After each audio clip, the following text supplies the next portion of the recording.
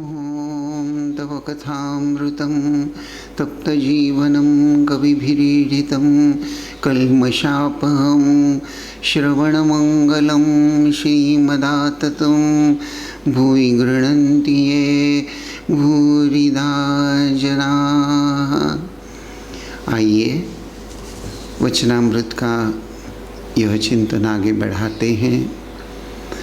हिंदी वचनामृत के अनुसार परिच्छेद 7 तारीख 5 अगस्त 1882 श्री रामकृष्ण देव ने विद्यासागर महाशय से वार्तालाप के दौरान बहुत कुछ बातें बताई हैं। एक तरह से हम यह कह सकते हैं कि आध्यात्मिक जीवन के लिए अर्थात आध्यात्मिक उन्नति करने के लिए जो जो आवश्यक बातें हैं उसको लेकर विशेष रूप से श्री रामकृष्ण चर्चा कर रहे हैं। जब उन्होंने मैं और मेरा यह अज्ञान है और इस अज्ञान से जीव को अगर बाहर आना है, अज्ञान से मुक्त होकर ईश्वर प्राप्ति की ओर अगर बढ़ना है, तो उपाय के रूप में विश्वास और भक्ति की बात श्री रामकृष्ण कह चुके हैं। और उसके बाद फिर से विश्वास की जो आध्यात्मिक दृष्टि से एक प्रधान भूमिका है, उसका जो विश्वास का बल वह एक अनन्य साधारण बल है। आध्यात्मिक उन्नति की दृष्टि से वह एक परम आवश्यक बात है। यह भी श्री रामकृष्ण देव ने हम लोगों को समझाया है।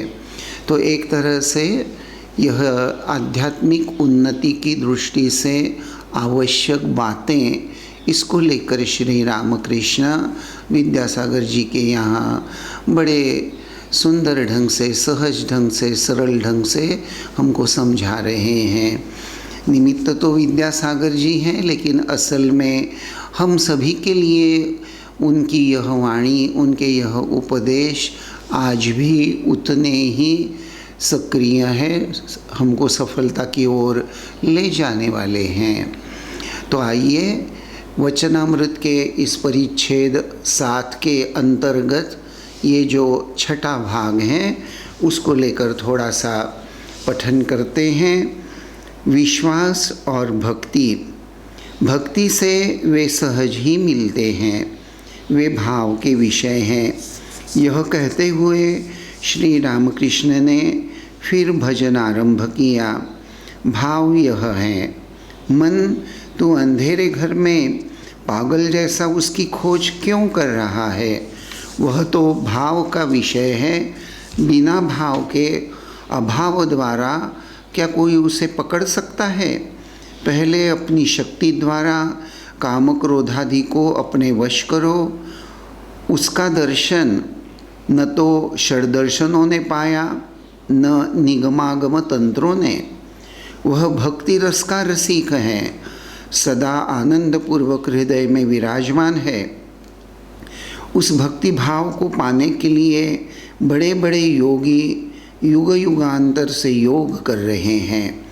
जब भाव का उदय होता है तब भक्त को वह अपनी ओर खींच लेता है, जैसे लोहे को चुंबक।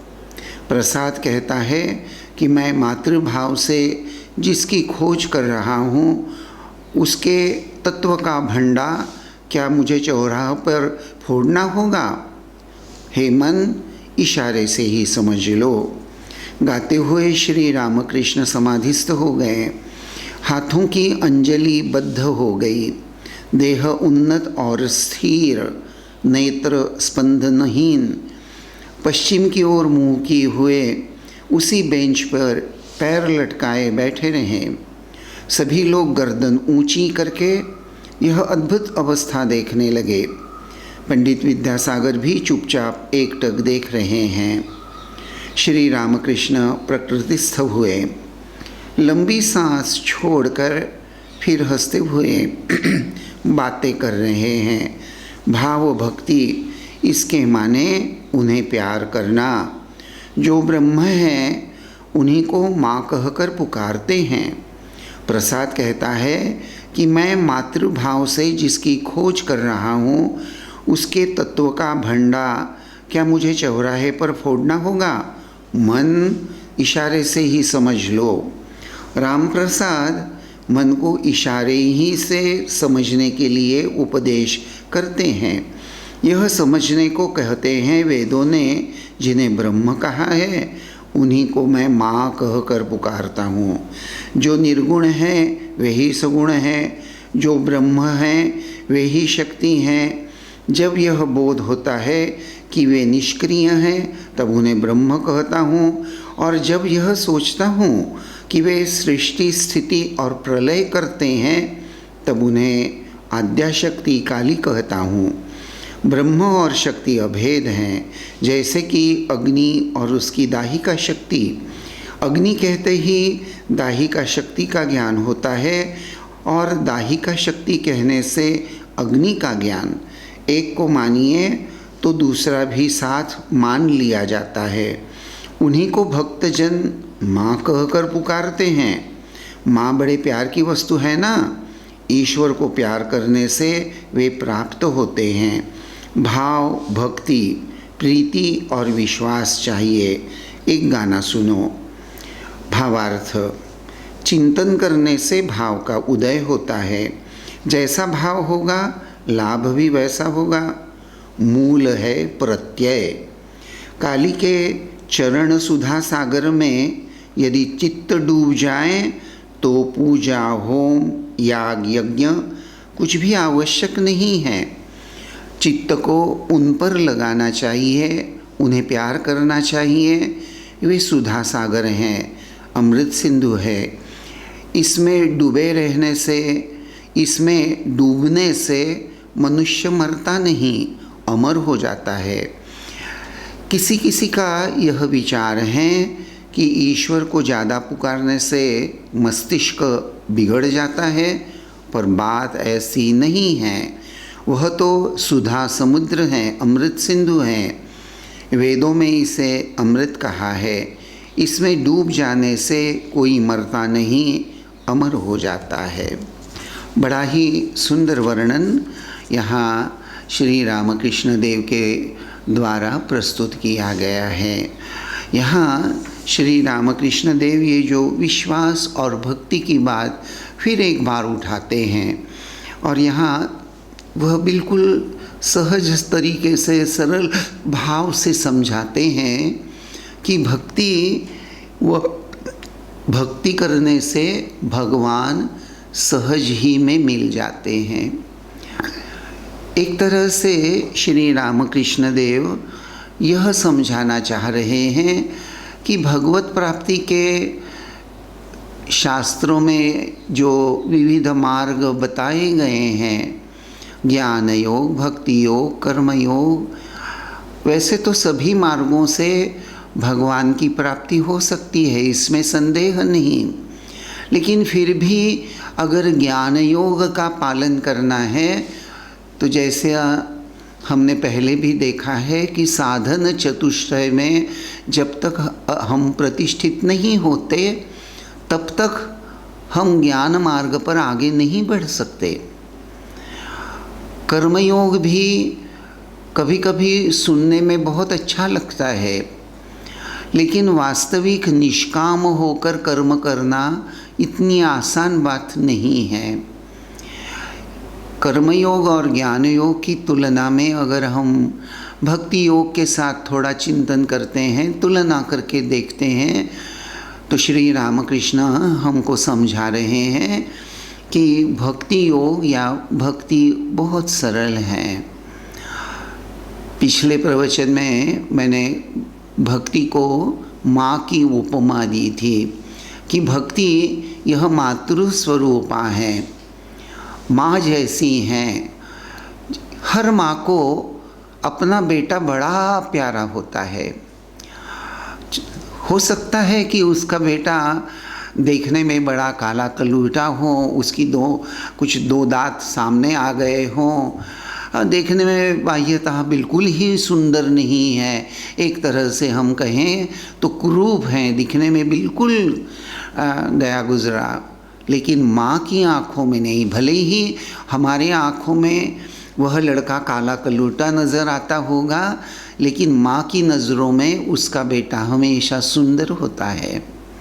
तो यही बात ये जो श्री रामकृष्ण देव ने भी भगवान की बात, ब्रह्म की बात यहाँ जो प्रस्तुत करते हुए ठाकुर ये जो कहते हैं ब्रह्म और उसकी शक्ति, ब्रह्म शक्ति, ये दोनों अभिन्न है। और श्री रामकृष्ण देव ने अग्नि और उसकी दाहिका शक्ति का उदाहरण दिया है कि जब भी हम अग्नि की कल्पना करते हैं, आप जरा थोड़ा सा आँखों के सामने प्रज्वलित अग्नि लाने का प्रयास कीजिए, तो एक तरह से जैसे प्रज्वलित अग्नि, यह जो अग्नि है जल रहा है, उसकी जो लौ है, ज्योति जो है जगमगा रही है, अर्थात अग्नि इस शब्द को उच्चारण करने से ही निश्चित रूप से हमारे सामने अग्नि को लेकर प्रकाश की ज्योत बहुत बार इन जनरल सामने आ ही जाती है। अर्थात अग्नि की कल्पना वैसे यहाँ श्री रामकृष्ण देव जो उदाहरण देकर समझा रहे हैं, अग्नि बोलते ही अग्नि की जो दाहिका शक्ति है, जलाने की क्षमता, उसको स्वीकार करना ही पड़ता है। कभी अग्नि ठंडी नहीं होती, अग्नि ताप ही होता है, गर्माहट होती है। तो यहाँ श्री रामकृष्ण, यहाँ मैं ये एक बात जो बता रहा हूँ कि राम प्रसाद बोल रहा है मन तू इशारे से समझ जा।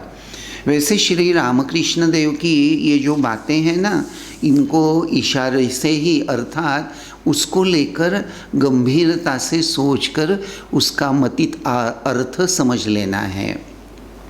श्री रामकृष्ण देव ने अग्नि का वर्णन करते हुए प्रकाश का शब्द, प्रकाश यह शब्द निश्चित रूप से इस्तेमाल नहीं किया है, लेकिन बहुत बार इन जनरल, जैसा मैंने आपको कहा कि अग्नि यह शब्द उच्चारण करते ही जैसे होम कुंड में जलती हुई अग्नि, जैसे गैस की ज्योति, उसको जब हम देखते हैं तो वहाँ प्रकाश भी होता ही है।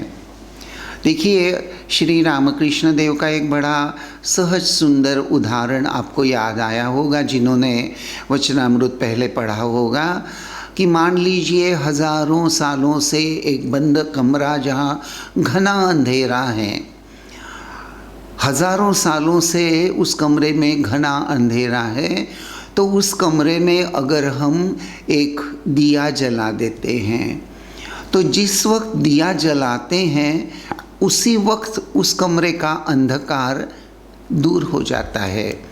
अर्थात अंधकार कहाँ चला गया यह हमको दिखाई थोड़ी देता है, लेकिन अंधकार की जगह पहले जहाँ अंधकार हम देख रहे थे, वहाँ जब प्रदीप जलाते हैं, दिया जलाते हैं, तो जैसे वह ज्योति जगमगा उठती है, उसी पल उसका प्रकाश कमरे में फैल जाता है, कमरा प्रकाशमय हो जाता है और अंधेरा गायब हो जाता है। तो ठीक उसी प्रकार यहाँ श्री रामकृष्ण देव यह जो ब्रह्म और ब्रह्म शक्ति के अभेदत्व का वर्णन जो करते हैं, तो यहाँ श्री रामकृष्ण यह बात समझा रहे हैं कि अग्नि और उसकी दाहिका शक्ति जैसे एक साथ ही होते हैं, तो अग्नि के साथ ये जो प्रकाश, तो ये जो ज्ञान है या जो भक्ति है, यह प्रकाश स्वरूप है। अर्थात ज्ञान का प्रकाश, उसकी तुलना बहुत बार 12 बजे आसमान में जगमगाते हुए सूरज से उसकी तुलना, सूरज के प्रकाश से उसकी तुलना की जाती है।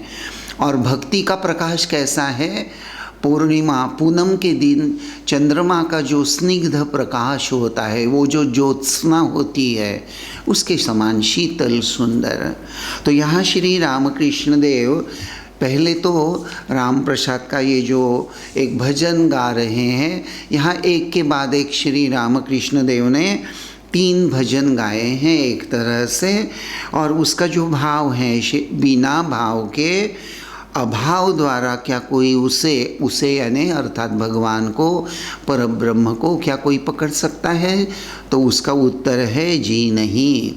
यहाँ श्री रामकृष्ण देव एक और बात प्रस्तुत कर देते हैं, इशारे से, सूचक रूप से। राम प्रसाद का गाना, राम प्रसाद का गाया हुआ यह जो भजन कि पहले अपनी शक्ति द्वारा काम क्रोधादि को अपने वश करो।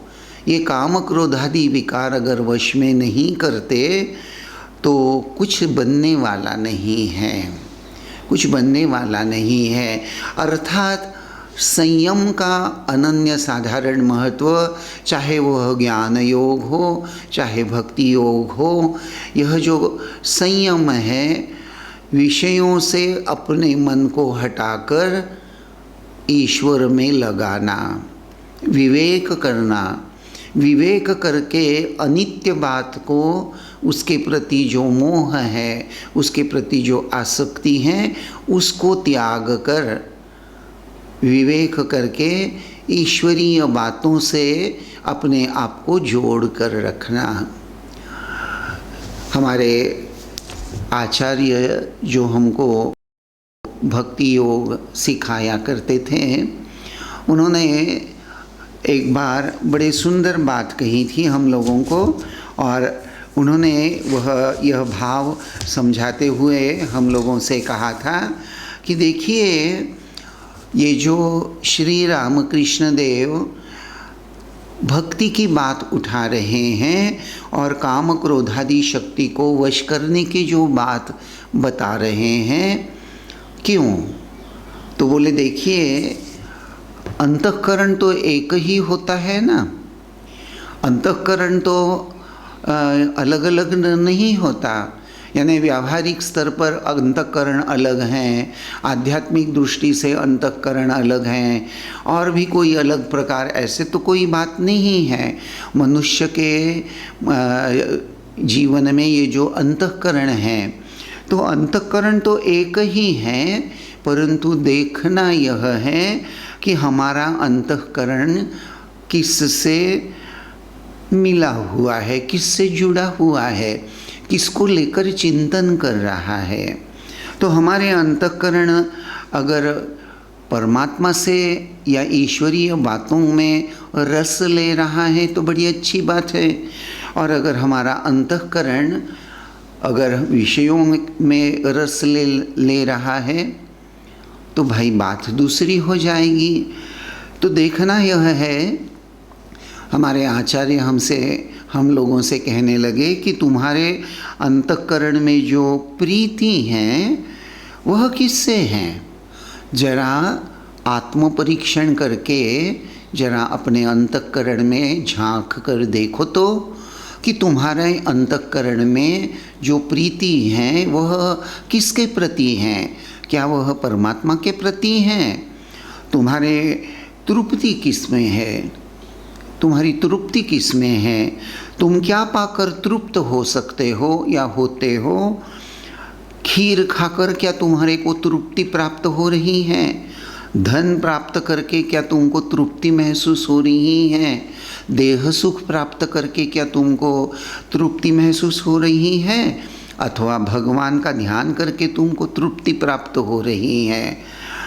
देखिए, हर साधक को थोड़ा सा, जैसा मैंने अभी कहा, जैसे श्री रामकृष्ण देव भी यहाँ ये जो काम क्रोधादि को वश करने की बात जब उठाते हैं तो भाई विवेक को साथ में लेना ही पड़ेगा। विवेक वैराग्य के आधार से ही काम क्रोधादि को हम वश कर सकते हैं।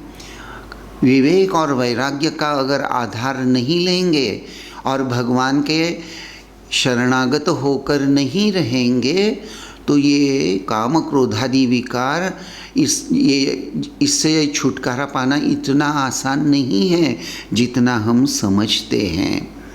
देखिए, भोजन, वस्त्र, धन अथवा देह सुख, अगर यह जो हमारी सर्वसामान्य जीव के अंतःकरण में इन सभी को लेकर जो प्रीति होती है, इस प्रीति को भगवान के प्रति भक्ति नहीं कहते। यह क्षणिक है, थोड़े ही देर के लिए हैं, और प्रेम में कुछ बातें बड़ी अनिवार्य होती हैं। प्रेम की जो बात है यहाँ श्री रामकृष्ण देव बड़े ही सुंदर रूप से हमको समझा रहे हैं कि चिंतन करने से भाव का उदय होता है। देखिए, श्री रामकृष्ण देव ने पहले ये बात कह दी थी कि बिना भाव के, अर्थात भगवान के प्रति प्रभु मेरे अपने हैं, प्रभु के साथ कोई नाता जोड़ लो। एक और बात आपको मैं बताना चाहूँगा कि जरा कल्पना करके देखिए कि एक व्यक्ति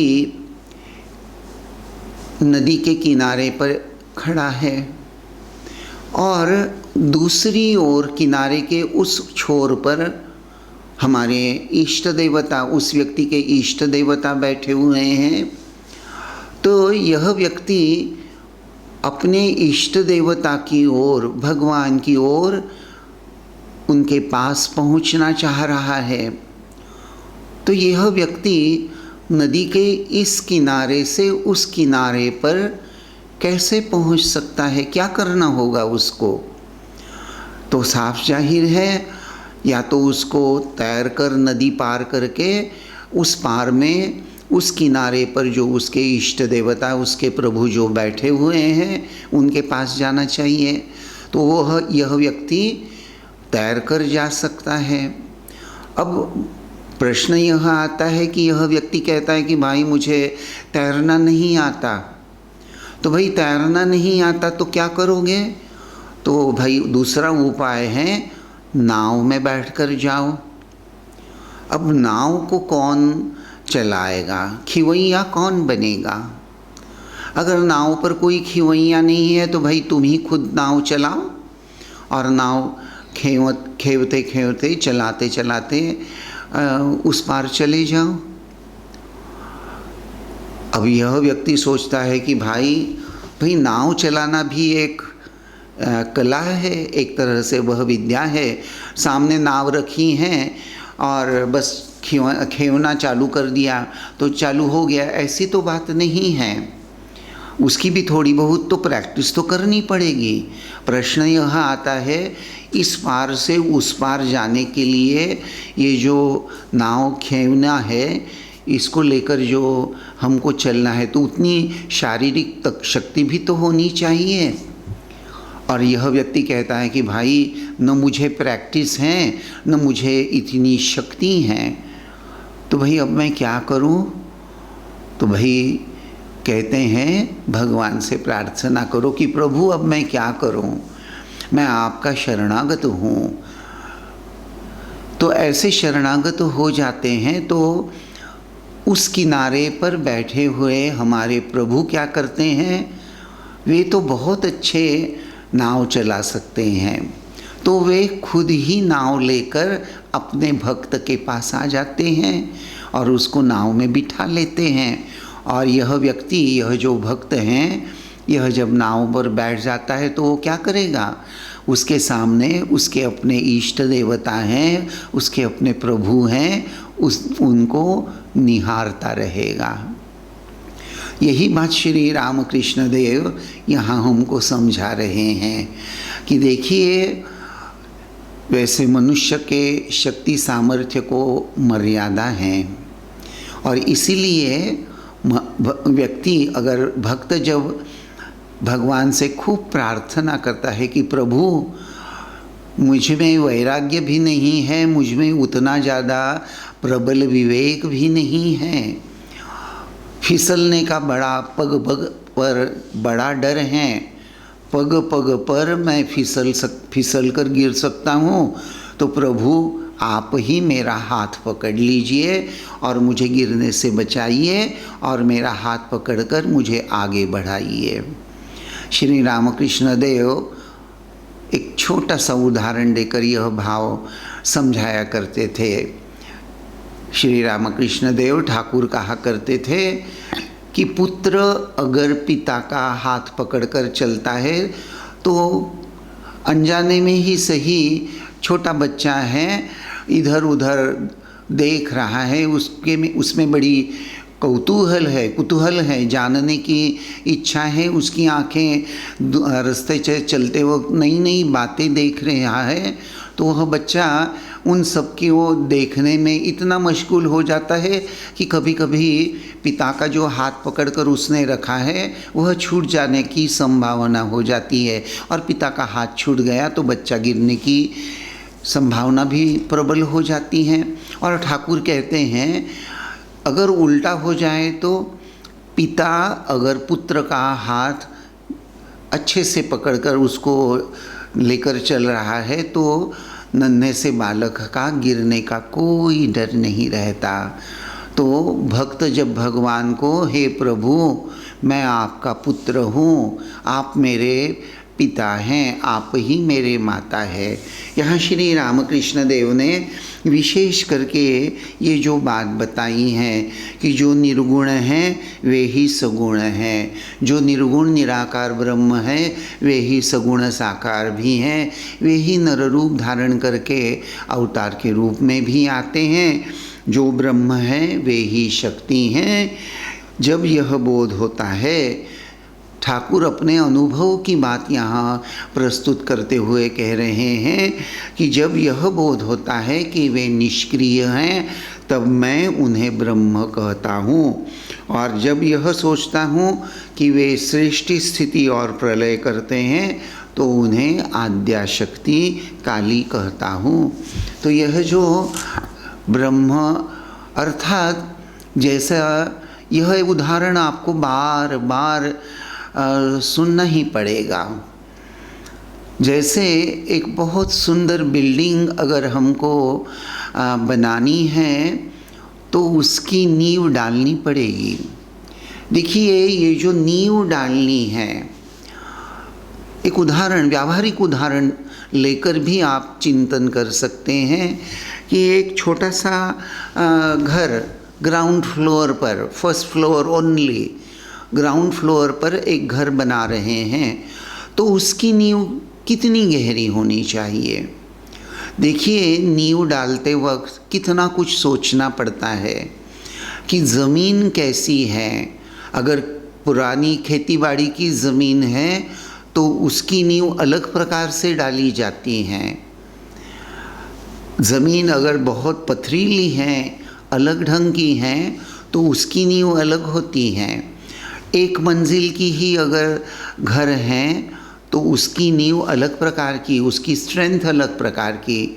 लेकिन 5 मंजिल की अगर इमारत हमको खड़ी करनी है तो उसकी नींव अलग होगी। उसी के साथ साथ ज़रा कल्पना कीजिए कि ये जो बिल्डिंग बना रहे हैं, मान लीजिए उसके फर्स्ट फ्लोर पर लाइब्रेरी हैं और लाइब्रेरी में 25,000 किताबें रैक्स में सजा कर रखने वाले हैं।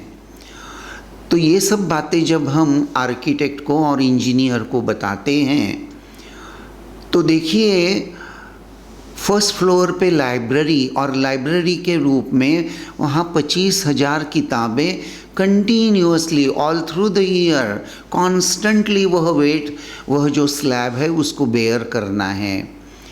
तो एक तरफ इतना बड़ा वेट धारण करना है तो उसकी नींव तो अलग होगी ही कि नहीं। तो देखिए उसी प्रकार ये जो प्रैक्टिकल उदाहरण इसलिए दे रहा हूँ कि व्यावहारिक स्तर पर भी नींव कितनी महत्वपूर्ण होती हैं। तो आध्यात्मिक जीवन में की हमारे अनुभूति की इमारत अगर हमको खड़ी करनी है तो उसके लिए नींव भी उसी तरह मजबूत होनी ही चाहिए। और इसीलिए श्री रामकृष्ण देव कहते हैं कि बिना भाव के कुछ नहीं हो सकता। भाव होना चाहिए। और ये भाव किस प्रकार से हमारे अंतःकरण में जागृत होगा, यह भी श्री रामकृष्ण देव उसका उपाय भी बता देते हैं। कहते हैं, ये जो मैंने कहा ना राम प्रसाद का गाना गाकर, वह कहते हैं कि चिंतन करने से भाव का उदय होता है। तो हमको अंतःकरण में भगवान का चिंतन करना है, भगवान के दिव्य स्वरूप का चिंतन करना है, भगवान के रूप का चिंतन। देखिए, बचपन से ही हमको सब्जेक्ट ऑब्जेक्ट रिलेशन लेकर हम बड़े होते जा रहे हैं। मैं हूँ, ये मेरी माँ है। देखिए, हम अपने जैसे ही माँ शब्द इस्तेमाल करते हैं, जब मैं आपके सामने माँ यह शब्द उच्चारण करता हूँ, तो मैं निश्चित रूप से जानता हूँ कि आपकी आँखों के सामने आपके अपनी जन्मदात्री माँ का रूप निश्चित रूप से सामने आ गया होगा। और हाँ, उसी के साथ साथ जब मैं माँ कहकर आपके सामने कहता हूँ, तो शायद हो सकता है कि एक तरफ जहाँ आपको अपनी जन्मदात्री माँ का रूप याद आ गया होगा, उसी समय आपको श्री श्री माँ शारदा का रूप भी याद आ गया होगा। आने की संभावना है, जो रामकृष्ण भावधारा से परिचित हैं, खास करके उनके आँखों के सामने। तो देखिए, ये जो माँ है शब्द हैं, यह बड़ा मधुर शब्द है। श्री रामकृष्ण देव इसी को कहते हैं कि देखिए कि वेदों ने जिन्हें ब्रह्म कहा है, उन्हीं को मैं माँ कहकर पुकारता हूँ, क्योंकि माँ बहुत अपनी है ना। माँ बड़े प्यार की वस्तु है। कितनी सुंदर बात श्री रामकृष्ण देव कहते हैं, और कितना सहज उपाय। भगवान को, अपने इष्ट देवता को, ब्रह्म को माँ के रूप में जानो। माँ के रूप में चिंतन करना बहुत ही आसान सरल बात है। और माँ के रूप में भगवान का चिंतन करोगे सतत बारंबार। श्री रामकृष्ण देव एक और उदाहरण देते हैं। कहते हैं कि बहुत कठिन पत्थर हैं, और उस पत्थर पर एक ही जगह ऊपर से समझ लीजिए 10 फीट ऊपर, 15 फीट ऊपर से एक ही जगह लगातार एक एक बूंद पानी गिरते जा रहा है। तो क्या होता है, लगातार एक बूंद एक ही जगह कंटिन्यूअसली जब गिरते रहता है, तो उस जगह कुछ काल व्यतीत हो जाने के बाद में वहाँ हल्का सा गड्ढा हो जाता है। श्री रामकृष्ण देव यह उदाहरण इसलिए देते हैं कि उसी प्रकार कंटिन्यूअसली एक बूंद एक ही जगह, तो उसी प्रकार अगर हम बार बार अलग अलग ढंग से ही सही भगवान का अगर हम चिंतन करते हैं, माँ के रूप में चिंतन करते हैं, जैसी माँ हमारी अपनी होती है, हमारे अंतःकरण में माँ को लेकर जो अपनापन होता है, जो निसंकोच भाव होता है, जो निर्भय भावना होती हैं, जो निर्मल भाव होता है। देखिए, माँ के समान निस्वार्थ परायण दूसरा और कोई नहीं है। ये जो माँ, यह शब्द जो ठाकुर कहते हैं कि माँ बड़े प्यार की वस्तु हैं। देखिए, यह 3 शब्द याद रखने का प्रयास कीजिए। निस्वार्थता या निस्पृहता। निस्पृहता, निस्वार्थपरायणता, निस्पृहता, निर्भयता और निर्मलता, 3 शब्द। निस्पृह, निर्भय और निर्मल। अगर हम माँ का चिंतन करते हैं, माँ को लेकर सोचते हैं, तो माँ निस्पृह होती हैं और अपने बेटे को लेकर वह निर्भय भी होती है। देखिए, बहुत बार जब कठिन समय आ जाता है तो माँ अपने बेटे के लिए अपनी जान पर खेल जाती हैं, खेलने के लिए प्रस्तुत होती है। और माँ बड़ी निर्मल वस्तु हैं। तो निस्पृहता, निर्भयता, निर्मलता, इन तीनों को अगर हम अपने जीवन में लाते हैं तो निश्चित रूप से भगवान के प्रति बार बार चिंतन करने से एक भाव का उदय हो जाता है। चित्त को उन पर लगाना चाहिए, अर्थात भगवान पर, अपने इष्ट देवता पर लगाना चाहिए, उन्हें प्यार करना चाहिए। जैसा हम अपने घर पर प्रेम करते हैं, अपने पुत्र पर, अपने कन्या पर प्रेम करते हैं, अपने माता पिता पर प्रेम करते हैं, अपने मित्र पर प्रेम करते हैं, उससे भी कई गुना अधिक प्रेम हमको भगवान से करना चाहिए। क्योंकि भगवान ही हर समय हमारे सहारा देने के लिए, भगवान के लिए तीन शब्द अक्सर, तीन विशेषण हम इस्तेमाल करते हैं। प्रभु सर्वज्ञ हैं, सर्वत्र हैं और सर्वशक्तिमान हैं। तो इस प्रकार से भगवान को अपना मानकर उनसे प्रेम करना चाहिए। भगवान के साथ प्रेम का लक्षण क्या होगा? यही निस्पृह। भगवान से मुझे कुछ नहीं चाहिए।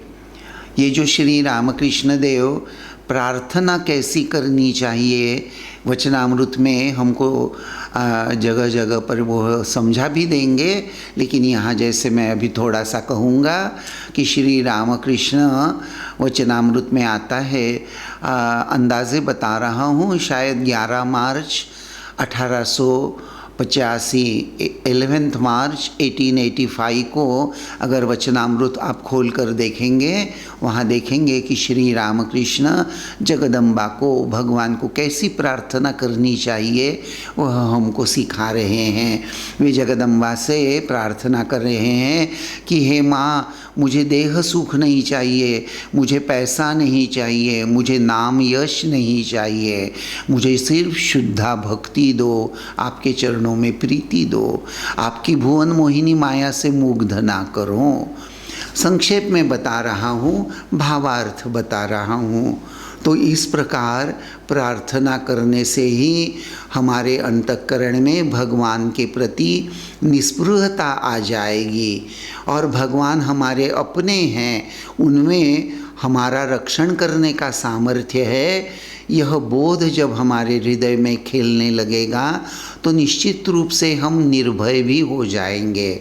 और भगवान का चिंतन माँ के रूप में जब करते हैं तो निर्मलता तो अपने आप में आ जाती हैं। तो श्री रामकृष्ण देव ने यहाँ भक्ति को लेकर यह जो सुंदर मार्गदर्शन किया है, उससे थोड़ा बहुत भी हम अपने शक्ति सामर्थ्य के आधार से करने का प्रयास शुरू करते हैं तो भगवान श्री रामकृष्ण हमें निश्चित रूप से सहायता प्रदान करेंगे और आध्यात्मिक मार्ग में आगे बढ़ने के लिए हमको सहारा देंगे, हमारा हाथ पकड़ लेंगे और जो भी शक्ति, जो विवेक, वैराग्य जो भी लगता है, वह सब प्रकार की सहायता वे हमें ज़रूर करेंगे। उनके चरणों में भक्ति की प्रार्थना करते हुए आज बस यहीं रुकते हैं। ओम शांति शांति शांति।